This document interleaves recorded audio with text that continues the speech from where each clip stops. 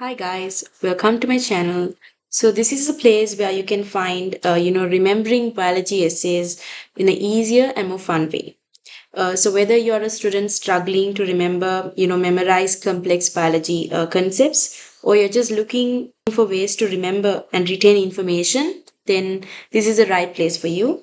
So in today's video, we'll be diving into one of the most important topics in biology, but we often underestimate the importance of it because it hasn't been questioned much in the previous past papers. So there's high probability of this being questioned in MCQs as well as in the essay section.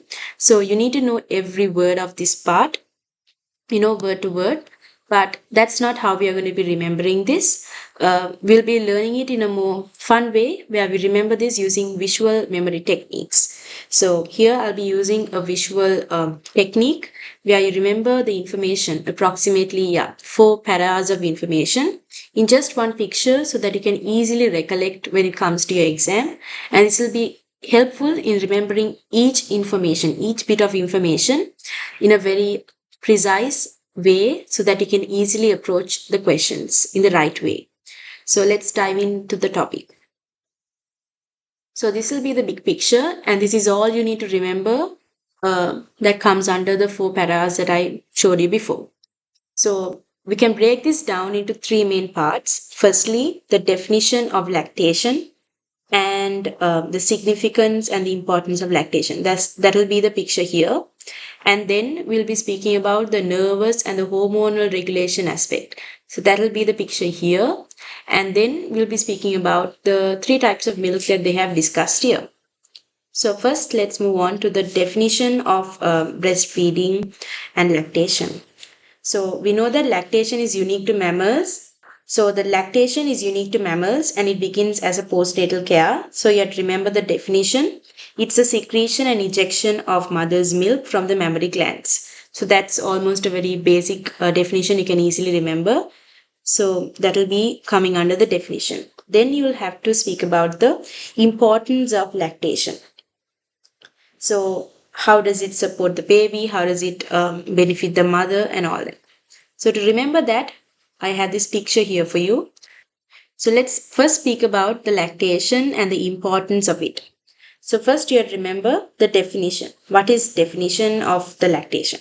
So see this picture and here is a mother. She's grinding her teeth and she has a heart inside and there's a heart outside and there's a baby with a big head and a long body. So this might seem funny to some of y'all, but this is how you can remember something in a way that it sticks to your brain quickly. So first you can see the mother is grinding her teeth, so she's nervous. So that's how you remember it's under nervous and hormonal regulation. Lactation is under nervous and hormonal regulation.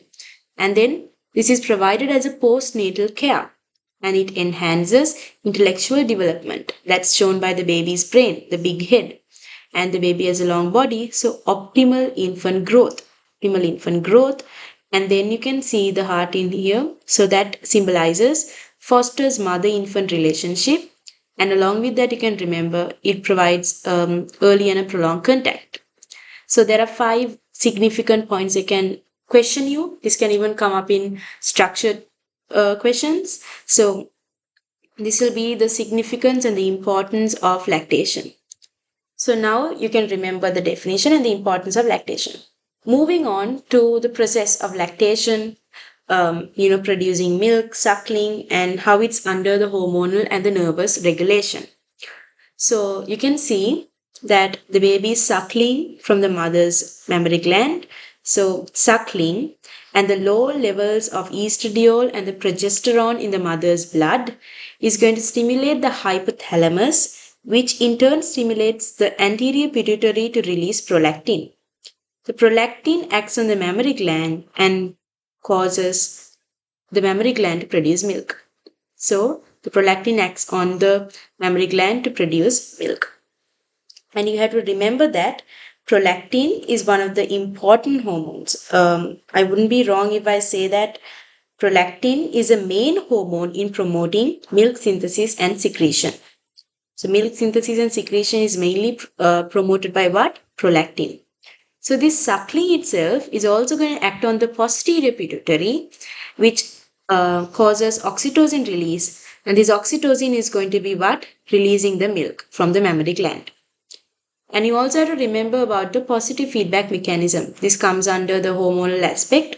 So the milk availability is going to cause further suckling. So continuous suckling by the baby. And this continuous suckling by the baby is going to cause further oxytocin release. As you can see here, suckling causes oxytocin release. So the same point is repeated here. But if they ask you specifically about the positive feedback mechanism, this is what you have to say. So continuous suckling is going to cause further oxytocin release, and the touch sensation on the nipple, that's going to come under the nervous part. And the touch sensation on the nipple is going to cause further milk ejection. So this is the part that comes under the positive feedback mechanism. So here the yellow part, so that's just to symbolize the milk availability. So this picture can help you remember it in a flow chart rather than just trying to mug up of the resource. It's a better way of remembering this. Then they're speaking about three main types of milk under that section. They're first speaking about the colostrum, then they're speaking about the true milk, human milk, breast milk. These are just synonyms. It means the same thing. And then they're comparing it with the cow's milk. So what you need to know under this section is the contents of each type of milk and comparatively whether it has less nutrients, more nutrients, and the advantages of those constituents, and then the advantages of each of these. So first, they have spoken about colostrum. So what is colostrum? Colostrum is a fluid that is secreted by the mammary glands during the first few days after birth. First few days after birth, not first few months, first few days after birth, the colostrum is secreted until the appearance of true milk. True milk is the actual milk that we usually generalize and say as the breast milk. So then you have to remember about the constituents of the true milk. So the true milk contains, here I have a mnemonic for you, that is FLAW, FLAW MV, FLAW MV. Remember it together, FLAW MV. So true milk has FLAW MV. F stands for fatty acids, L for lactose, A for amino acids, W for water, M for minerals, and V for vitamins. So the fatty acids, lactose, amino acids, water, minerals, and vitamins. What is the advantage of it? These are ideal for babies' digestion, brain development, and the growth. Then you can also say the human milk. So it's okay to use the words human milk, true milk, breast milk. So most suitable would be breast milk or human milk, I would say. So the human milk contains lactose, casein, and immunoglobulin as well. Then you can compare the constituents of the colostrum with true milk. The colostrum contains less nutrients, and you have to also remember the human milk is a sterile solution. It's a sterile solution. Colostrum contains less nutrients. So if I say less nutrients, why do you say less nutrients? Because it contains low lactose and no fat. So compared to colostrum, the true milk contains less nutrients. Why do you say less nutrients? Because less lactose and no fat. These are adequate for the early nutritional needs of the baby. And then there's a similarity between colostrum and the true milk. So that is, it contains important antibodies and white blood cells that protects and resist microbial infections. So it basically protects the baby from infections and protects the baby. Okay. So then they'll be comparing true milk and cow's milk. Now before we compare the colostrum and the true milk, now they're comparing true milk and cow's milk. So they say that the true milk contains fat, iron, and proteins which are readily metabolized than the cow's milk. And the low sodium content in the true milk is suitable for the baby's needs, and it does not cause any allergies unlike the milk from any other source. So this will be the comparative aspect of true milk versus cow's milk. So that's it. You just have to remember the readily metabolized part. So this can even be questioned in the MCQs. So these are the three types of milk and the constituents of each type of milk and the comparative advantages of each. So now let's just have a look at the big picture. This is it. This is all that you need to remember to, recollect this part. But if you're trying to memorize this in paragraphs, I guarantee that you'll just remember it for a few days and then you'll have to restudy this. But if you have a format like this, then even if it's near the exam, you can just skim through it and you'll be able to recollect almost all the information that's provided in this. So you can re-watch this video and try to get it in your own flow, and you can even add some small pictures that help you to remember this better.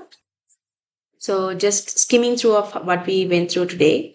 So the first, the definition and the significance of lactation, the suckling process, the hormonal and regulation process by this part, and then about the three types of milk, the comparative advantages and all that. So you can just go through the resource again, and almost all the points are covered in this one picture. So that's how you can remember, topics like lactation or even any other biology topic using visual memory by just turning the key points into memorable images that'll just stick with you for more than just 2 years, I would guess, because once you learn something like this, you can easily recollect it. This will be helpful for you, whether it be exams, assignments, or just understanding the topic in a better way. So I'd love to hear from you. Try out these visual memory techniques with biology essays and let me know in the comments whether it worked for you. And I'm looking forward for new ideas as well. So don't forget to like, subscribe, and hit the bell icon so you don't miss out on any more tips and tricks to make studying biology a breeze. Thanks for watching, and remember that biology is better when you see it in your mind. Thank you.